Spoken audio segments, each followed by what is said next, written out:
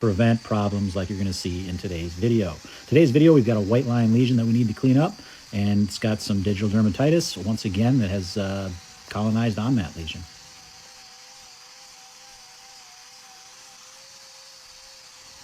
Whenever I'm dealing with a lesion like this, I always like to start with the affected claw. And the reason I do that is I want to be able to remove some material, number one, so I can get a good look at that lesion and see the extent of it. But also I want to be able to tell if I'm going to need to apply a claw, and that's how I'm going to determine, how I'm going to prep that other claw. If I'm going to put a block, I'm going to clean around the edges a little bit more. If I'm just going to, if it doesn't need a block, I'm just going to trim it as I normally would. But so that's why I start with this. It also allows me to really see the extent, if it's going to work up toward the hairline, which way it's going to track when I do start working with my knives. So when we're dealing with white line lesions, these lesions are going to do one of three different things. Localized lesion, meaning it's going to be in one small little area that needs to have the horn removed from it. Or the second option is that lesion will actually track up that outside wall and terminate at the coronary band, which is way up at the top, kind of by the hairline on the outside wall of the hoof. Or the third thing that it can do is actually separate the sole at the lesion site and work its way out toward the heel, out the top there, which is what this one has done. You'll get a better look at this here in a minute, but the initial lesion site is there at the bottom, and it works its way up the top, and that's where it released.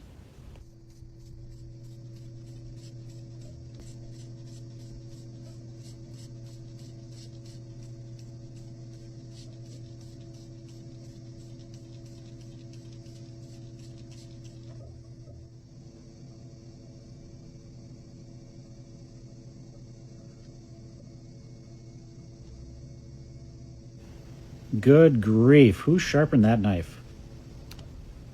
Instead of sharpening it, I think it made it more dull.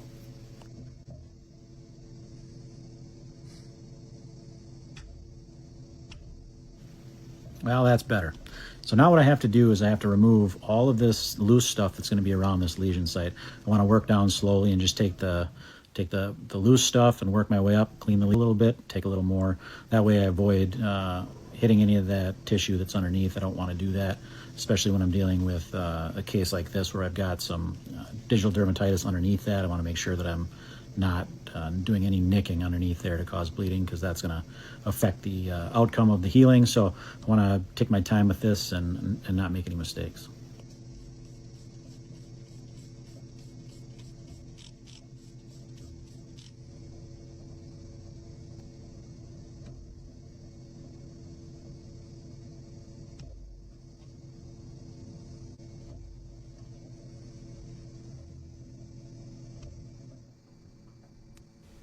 I get questions quite a bit about what the consistency of hoof is like.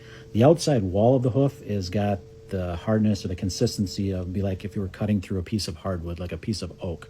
The inner part of the hoof, or the sole of the foot, is similar to like cutting through a hard rubber. That's the two different types of consistency in that. And you can kind of hear it when I'm working on this outside wall here. You can hear that sound.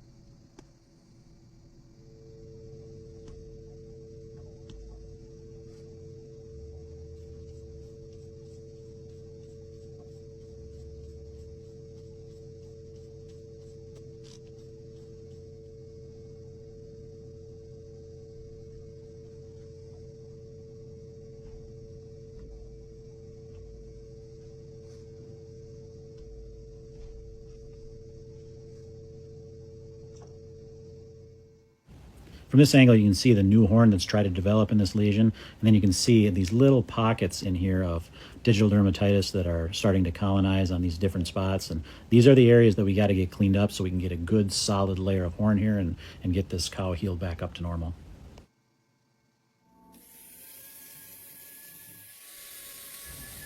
If you are one of my regular viewers, you know what's coming next. We're going to prep this claw and apply a rubber block to it, and that's going to elevate that injured claw off the ground. And yes, we are going to put a salicylic acid wrap on to clear up that digital dermatitis.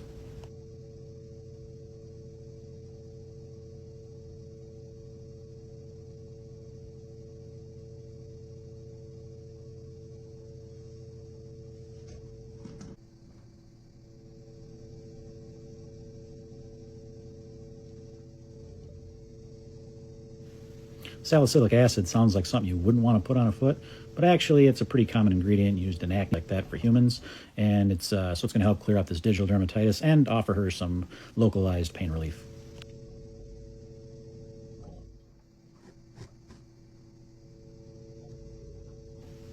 Some of you have noticed that I've switched the color wraps that I use. There's nothing different about them, just simply a different color. Apparently there is a shortage on wraps due to the shortage on latex. So my color choices are limited, and purple was one that I had to choose from. So I went with that, even though it's about my least favorite color in the world.